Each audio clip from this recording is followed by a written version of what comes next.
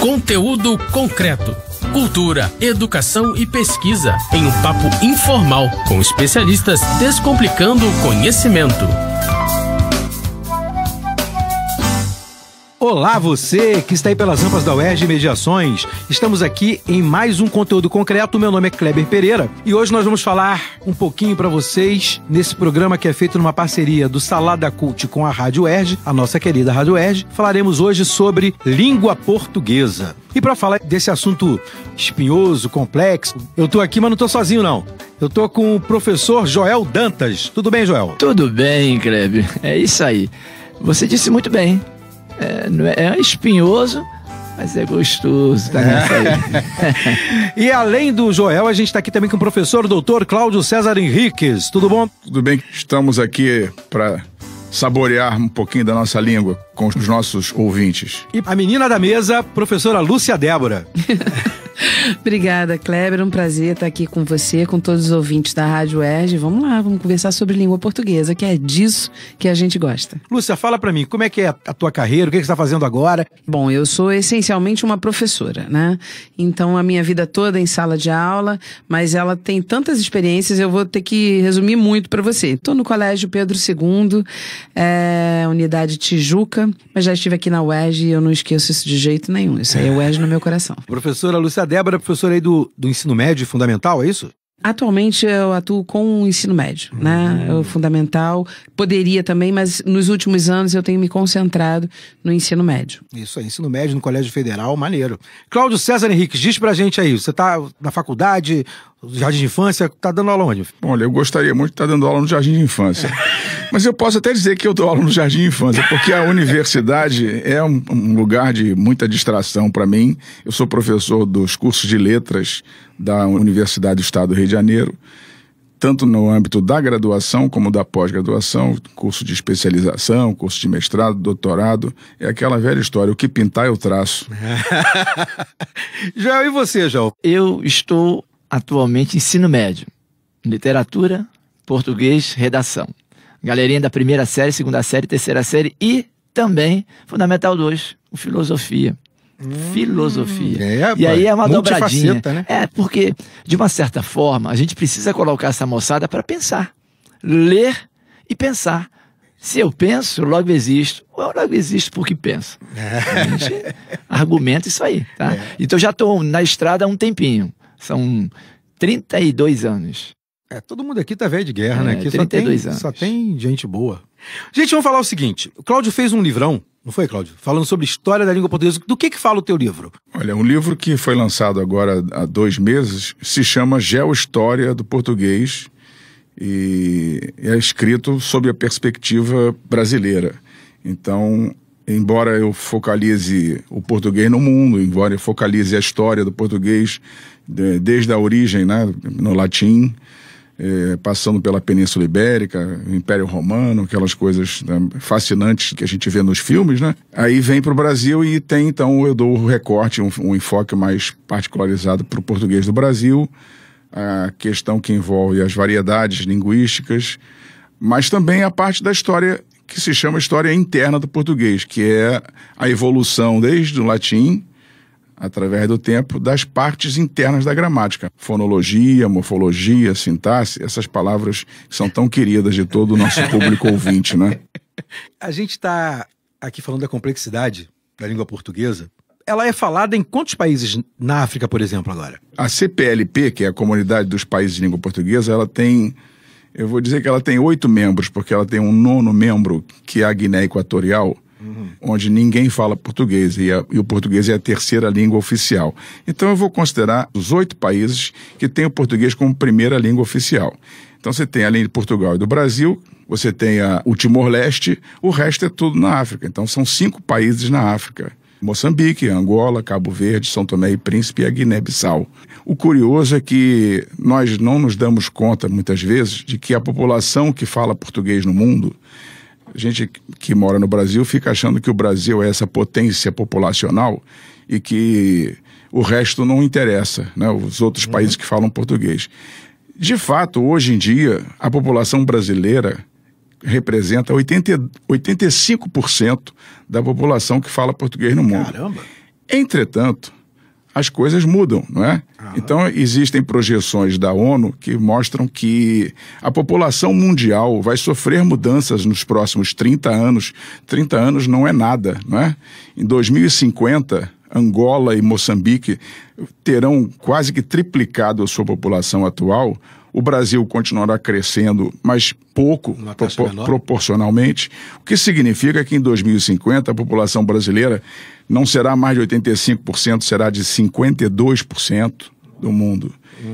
E o Brasil precisa se preparar para isso, porque essa, às vezes, a atitude um pouco, né, independente, um pouco até, vamos dizer assim, autoritária, de dizer, os outros não interessam, ela tem que mudar, porque o mundo de língua portuguesa vai mudar nos próximos 30 anos. Lúcia, o Cláudio está falando de uma coisa que eu acho curioso, que acho que vocês que estudam língua portuguesa devem ter isso bem na cabeça, né? As variações que a língua portuguesa sofre atrapalham na hora de dar aula? Porque aqui no Brasil já é uma parada esquisita também, né?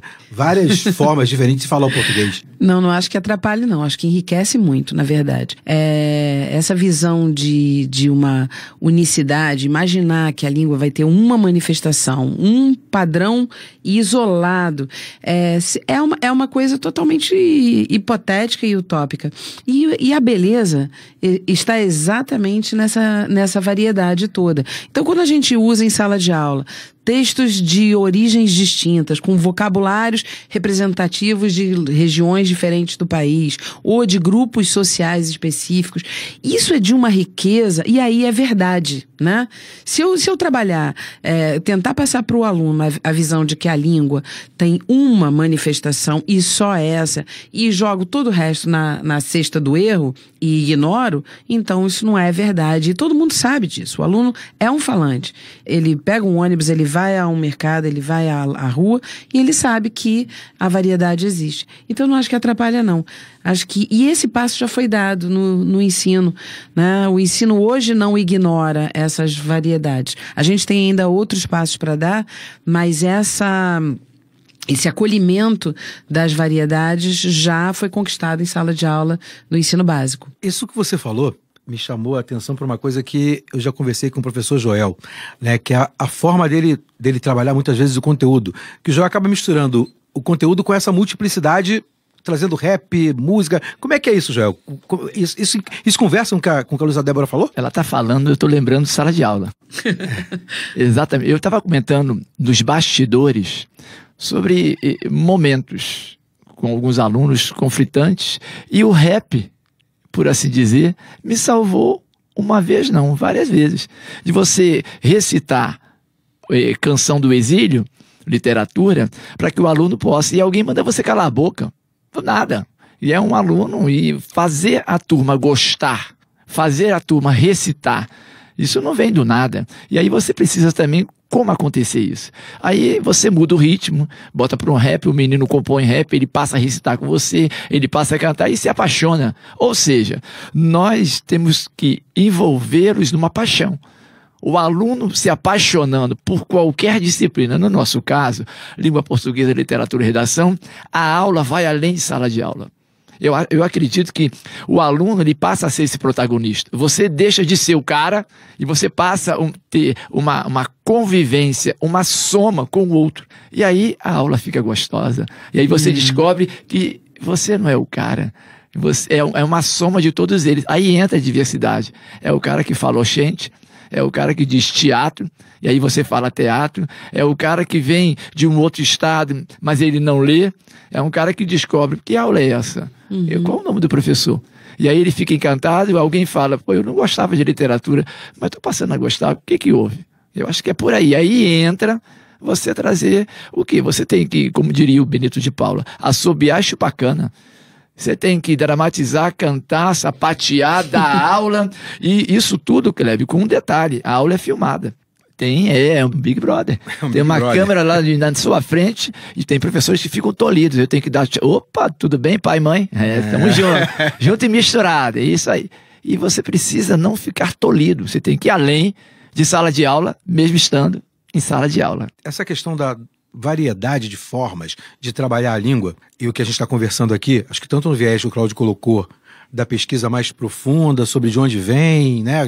De como é que surgiu, que eu acho que já é uma coisa que dá esse caractere da diferença que pode haver, e como vocês colocaram, de enriquecer isso, com a ideia de que essa diversidade, na verdade, ela favorece, me chama muita atenção, porque a gente estava falando outro dia, conversando aqui nos bastidores, né, sobre a possibilidade de trazer elementos da língua portuguesa para a gente colocar como um programa da rádio, né, que apareça sempre. E uma das coisas que a gente falou foi isso, sobre essa multiplicidade e como ela enriquece, né, a questão de como você pode trabalhar a língua.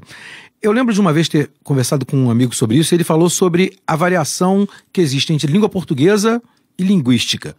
Qual é a diferença dessas duas áreas? A língua portuguesa é uma outra forma de linguística, ou a linguística é uma outra forma de lidar com a língua portuguesa? Eu diria que você está chamando de língua portuguesa o que vulgarmente se chama de gramática, né?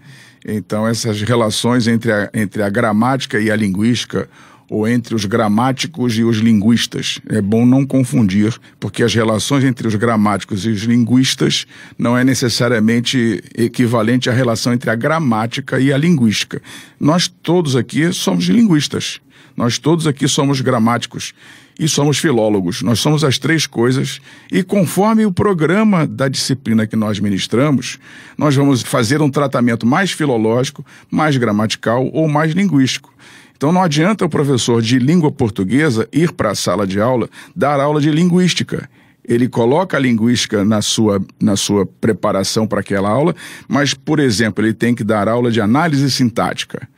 As intervenções que ele tem a dizer, porque aprendeu na linguística, porque estudou na linguística, ele vai levar, que são essas que a Lúcia falou e que o Joel falou a respeito das variedades. Então eu vou ensinar a análise sintática mostrando a diversidade que está presente nas aulas de sintaxe, nas estruturas sintáticas. Mas o meu carro-chefe, a minha ementa é sintaxe. Então eu tenho que ensinar para os alunos as orações coordenadas, subordinadas, todas aquelas coisas. Vou repetir, que os nossos ouvintes adoram estudar.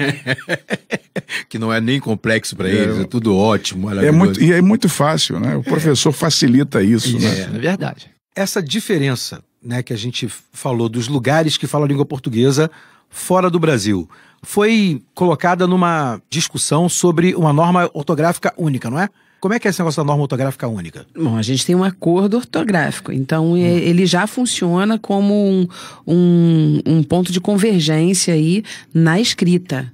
É bom lembrar isso, né? Acordo ortográfico para escrita, né, Cláudio?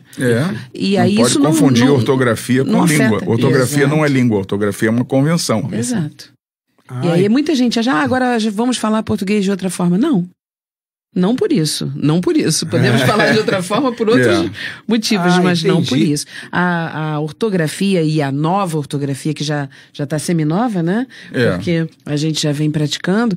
Essa nova ortografia, na verdade, é uma convenção para a escrita, que é assinada aí por esses países da CPLP. Mas a fala segue os seus próprios fluxos. Isso influenciou no seu trabalho, João? Ela está me lembrando aqui, dentro de um contexto agora, a gente foi não é pego de surpresa. As coisas mudam, as coisas se inovam. Dentro das novas BNCCs, é interessante que isso surge, aí eu lembro, mas eu já fazia isso, das aulas invertidas, e que o aluno passa a ser o protagonista e o professor soma. A gente já faz isso. O Cláudio falou muito bem, a gente acaba pegando um pouquinho de cada coisa e a gente acaba sendo envolvido, e isso tudo vai se somando.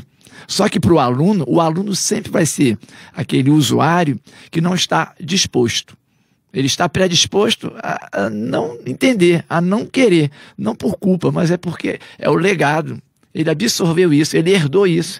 E a gente tem que estar em sala de aula, sendo apaixonado pelo que faz, trazendo novidades, estar bem antenado com essas mudanças que elas vêm acontecendo. Aí você tem que se reciclar, muda-se o planejamento, e mudar planejamento é ótimo, né? Tem professor que é benção, que ele fala, meu Deus, mudar tudo, estava tão bom.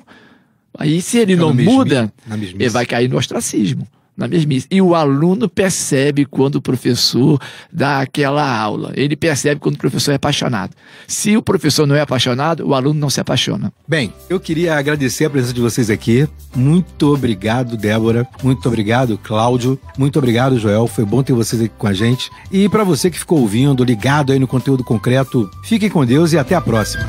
Conteúdo Concreto. Apresentação: Kleber Pereira. Moderadores: Roberto Rodrigues e Max Gama. Equipe técnica: Daniel Barros, Gleidson Augustos e Eduardo Sobral. Locução: Vitor Quaresma. Produção: Rádio Erge e Salada Cult. Realização: Centro de Tecnologia Educacional CTE SR3.